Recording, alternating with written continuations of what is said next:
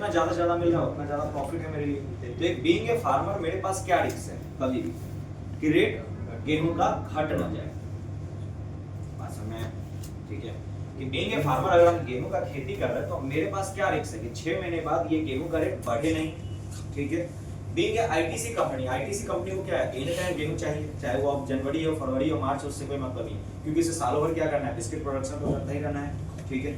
तो अब ये क्या चाहता है कि अगर गेहूं का रेट अभी 20 रुपए, तो ऐसा ना हो कि गेहूं का रेट आने वाले टाइम में बढ़ जाए, क्योंकि अगर गेहूं का रेट बढ़ जाएगा तो आईटीसी को क्या होगा, लॉस होना स्टार्ट हो जाएगा। लॉस होगा नहीं तो कहने का मतलब प्रॉफिट कम हो जाएगा।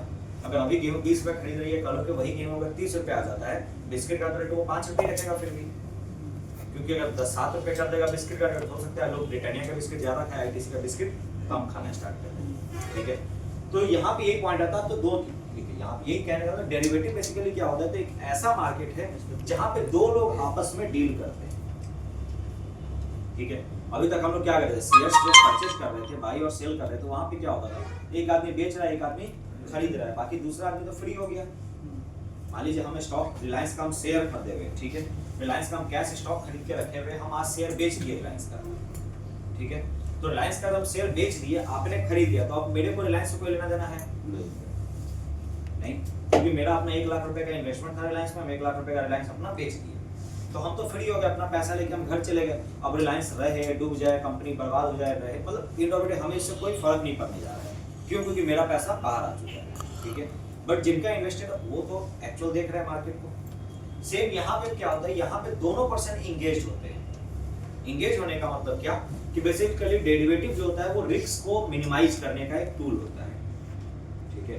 डेरिवेटिव मार्केट और कुछ नहीं है, डेरिवेटिव मार्केट बनाया इसलिए गया है मेनली कि डेरिवेटिव मार्केट से हम लोग क्या करते हैं, रिस्क को मिनिमाइज करते हैं। और इंडिया में डेरिवेटिव का इंट्रोडक्शन 2000 में हुआ था।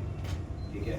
2000 ईस्वी में आपको क्या किया गया था, इसको लाया गया था इंडिया में, और लाया गया था मेनली फार्मर्स के लिए ही। जो फार्मर्स जैसे आजकल में सुनते हैं ना, एमएसपी मांगता है, मिनिमम सेलिंग प्राइस गवर्नमेंट से, कि गेहूं का मिनिमम सेलिंग प्राइस ये इतना हो, इतना हो, इतना हो। ठीक है। तो ये बेसिकली ये सारा प्रोडक्ट लाया ही गया था उनके लिए। ठीक है। इंडिया में सबसे पहले डेरिवेटिव कमोडिटी में लॉन्च हुआ था। ठीक है। वो भी कमोडिटी में कहा, तो एग्रीकल्चरल कमोडिटी में जो खेती बाड़ी होता है ना, उन सारे प्रोडक्ट्स में पहले डेरिवेटिव लाया गया था। बट फार्मर्स के पास उतना अवेयरनेस नहीं पहुंच पाया, उतना लोग के पास जागरूक, मतलब लोग क्या, मतलब गवर्नमेंट उतना इनिशिएटिव नहीं लिया कि लोगों को इतना अवेयर करे, कुछ भी करे। तो आज के दिन फार्मर को इसके बारे में नॉलेज भी नहीं है। ठीक है। दूसरा पॉइंट कि हमारे यहाँ इंडिया में फार्मर्स उतने वेल एजुकेटेड भी नहीं है। जैसे आप सेम यूएस वगैरह में चले जाएं, वहाँ फार्मिंग भी एक वेल एजुकेटेड लोग फार्मिंग कर रहे हैं। ठीक है। इंडिया में जस्ट लाइक वो बात हो जाती है कि मजबूरी में लोग फार्मिंग कर रहे हैं। ठीक है ना। तो यही चीज यहाँ पे आ रहा है कि आप उनको अवेयर ज्यादा कर भी नहीं सकते हैं, करने जाइएगा तो वो हो भी नहीं सकते हैं, बात यहाँ भी आ रहा है मुद्दा। तो सेम यहाँ पे अब देखिए, अब इन दोनों का डील क्या हुआ कि अगर मान लीजिए आईटीसी, आज हम खुद एक आईटीसी है, ठीक है, सामने मेरे पास कुछ बहुत सारे फार्मर्स है, बहुत सारे गांव हैं जहां हम जाते हैं। अब हम एज ए कंपनी क्या चाहेंगे कि भाई मुझे आईटीसी एज ए कंपनी कि मुझे गेहूं क्या मिले, जितने सस्ते से सस्ते रेट में मिल जाए। ठीक है। अगर मान लीजिए अभी का रेट 20 रुपए चल रहा है, और मुझे लग रहा है ऐसा, बीइंग ए आईटीसी कंपनी को ये डर है कि आने वाले 6 महीने बाद ऐसा ना हो कि गेहूं का रेट बढ़ जाए। फार्मर को ये लग रहा है कि ऐसा ना हो कि भाई 6 महीने बाद गेहूं का रेट घट जाए। ठीक है। तो अब ये दोनों क्या करता है, आपस में एक डील बना लेता है। ठीक है। कि ऐसा करो, आईटीसी ये बोलता है फार्मर को कि ऐसा करो कि आने वाले टाइम में जब 6 महीने बाद तुम्हारा फसल कटेगा, ठीक है, जितना किलो हमारे पास फसल होगा वो फसल हमको 6 महीने बाद दे देना। कितने के रेट पे, तो 20 रुपए प्रति किलो के रेट पे। ठीक है। अब 6 महीने बाद रेट कुछ भी होगा, तुमको भी टेंशन नहीं है। क्यों? क्योंकि हम 20 रुपए लेने के लिए रेडी हैं। ठीक है।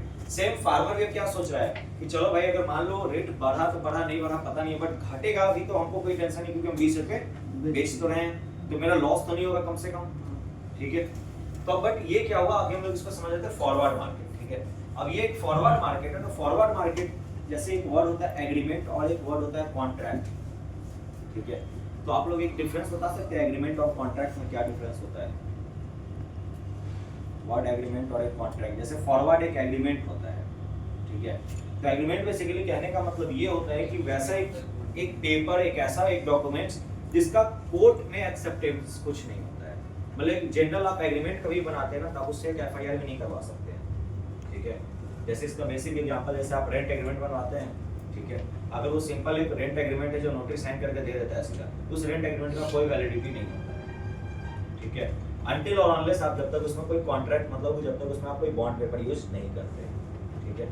जैसे बहुत लोग क्या होता है कि आपस में डील कर लिया, मान लीजिए आप चैलेंज लगा लीजिए, अभी 2 आदमी चैलेंज लगा लिए कि मार्केट अभी सुबह गैप अप लगा के क्या था, अब मान लीजिए गैप अप खुल गया, गैप डाउन खुल गया, जो भी खुला, एक आदमी चैलेंज हार गया, वो पैसा नहीं देगा तो क्या कर सकते हैं, पुलिस कंप्लेंट तो नहीं जाके कर सकते हैं, ठीक है।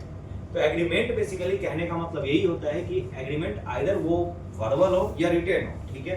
बट ये क्या होता है कि जब 2 आदमी आपस में आते हैं और समझौता कर लेते हैं, ठीक है, विदाउट एनी आपको जो डॉक्यूमेंटेशन या लीगल डॉक्यूमेंट्स आप उसको बोल सकते हैं, ठीक है। तो बिना किसी लीगल डॉक्यूमेंट्स का जो कि आइदर कोर्ट में या कहीं भी हो एक्सेप्टेबल हो, ठीक है, वैसे चीजों का जब आप एक्सेप्ट करते हैं तो वो क्या होता है हमारे लिए एग्रीमेंट बन जाता है, ठीक है। अब जस्ट फॉर एग्जांपल यहाँ देखिए, मान लीजिए आफ्टर 6 मंथ्स जब ये प्रोडक्शन मतलब ये हो गया, गेहूं जो है फार्मर क्या किया, कटिंग करके हटा दिया खेत से, ठीक है। अब मार्केट में उस समय रेट अगर मान लीजिए फॉर एग्जांपल 25 रुपए प्रति केजी हो जाता है गेहूं का रेट, ठीक है। तो हो सकता है जो फार्मर है ना वो 25 रुपए किलो के भाव पे बाजार में जाके गेहूं बेचते हैं। आपसे सिर्फ एक मौखिक बात हुई, बात सुनना है, ठीक है। तो फॉरवर्ड एक एग्रीमेंट होता है। एग्रीमेंट कहने का मतलब ये कि हो सकता है कि अगर 6 महीने बाद यही गेहूं का रेट अगर हो सकता है मान लीजिए 10 रुपए प्रति केजी हो जाए, तो ये आईटीसी नहीं आएगा, लेने ही नहीं आएगा फार्मर से, वो उधर से उधर मार्केट में, मतलब मार्केट में जब सस्ता मिल रहा है तो वहीं से खरीद लेंगे ना, ठीक है। तो फॉरवर्ड बस एक यही एग्रीमेंट होता है कि एक ऐसा मार्केट, एक ऐसा एग्रीमेंट जो क्या होगा, 2 पर्सन्स आपस में मिलकर डील तो कर लेते हैं, ठीक है। इसीलिए हम लोग इसको क्या बोलते हैं, दूसरे फॉर्म में फॉरवर्ड को हम लोग बोलते हैं OTC market, over the counter market, ठीक है। ओवर द काउंटर कहने का मतलब क्या कि बिना किसी अथॉरिटी के हम लोग क्या करते हैं, इसमें ट्रेड डील कर लेते हैं। जैसे मान लीजिए आप 2 पर्सन मिलकर समझौता कर लिए, पेपर पे आप सिग्नेचर भी करिए, वो पेपर कभी भी वैलिड नहीं होगा, बट सेम 2 आदमी मिलकर सिग्नेचर किए, ठीक है, और वो किसी एक ऑथराइज्ड पर्सन के सामने सिग्नेचर करते हैं ना, तो उसका वैलिडिटी होता है। जस्ट फॉर एग्जांपल जमीन बेचने जाते हैं ना,